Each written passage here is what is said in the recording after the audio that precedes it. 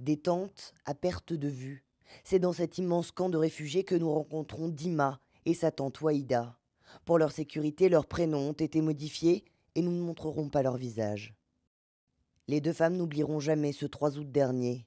Au petit matin, Daesh lance une offensive, capture des Yézidis. Hommes et femmes sont séparés très vite. Elles sont transportées à Mossoul où les islamistes ont mis en place un marché aux esclaves. Chaque jour, les hommes de Daesh venaient et prenaient les femmes de force. Ils faisaient leur marché. Ils vendaient les femmes. Un homme avait un bâton, il le mettait sous le menton en disant « Lève la tête et soulève ton foulard pour qu'on te voie ». Si la fille était belle, il la prenait. Sinon, il la laissait.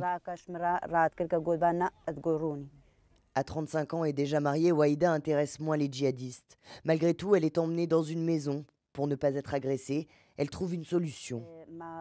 On a fait comme si on était folle. On ne parlait pas, on ne se lavait pas.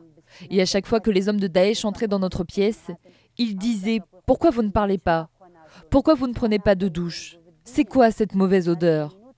Waïda et Dima restent évasives sur certains détails de leur détention, peut-être par peur ou par honte. Pourtant, il existe bien des témoignages de viol et d'esclavagisme sexuel.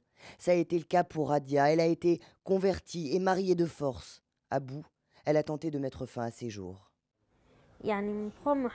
Oui, j'ai essayé de me suicider, mais à chaque fois que j'ai tenté, j'ai pensé à mes parents et je n'ai pas pu aller jusqu'au bout. Après 15 jours, l'adolescente de 13 ans décide de s'enfuir. Les émirs étaient au combat, les portes étaient fermées.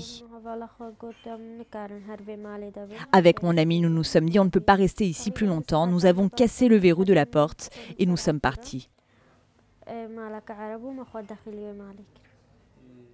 Elle réussit ensuite à appeler cet homme. C'est la première prisonnière qui l'aidera à s'échapper. Depuis, cet activiste yézidi dit en avoir sauvé 250.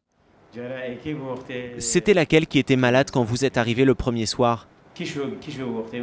Ah oui, c'était toi, je me souviens. Tu portais un foulard noir. Des filles traumatisées qui ont souvent perdu une partie de leur famille. Beaucoup d'hommes sont morts ou disparus. 3500 femmes seraient encore aux mains de Daesh et il est de plus en plus difficile d'entrer en contact avec elles. Depuis plus d'un mois, Daesh a fermé tous les réseaux téléphoniques à Mossoul, Raqqa, Sinjar, Tal Afar. Sans téléphone, nous ne pouvons pas les aider. Mais dans ce combat, ces activistes disent se sentir bien seuls. Ils en appellent donc à la communauté internationale, aux organisations non gouvernementales pour leur venir en aide.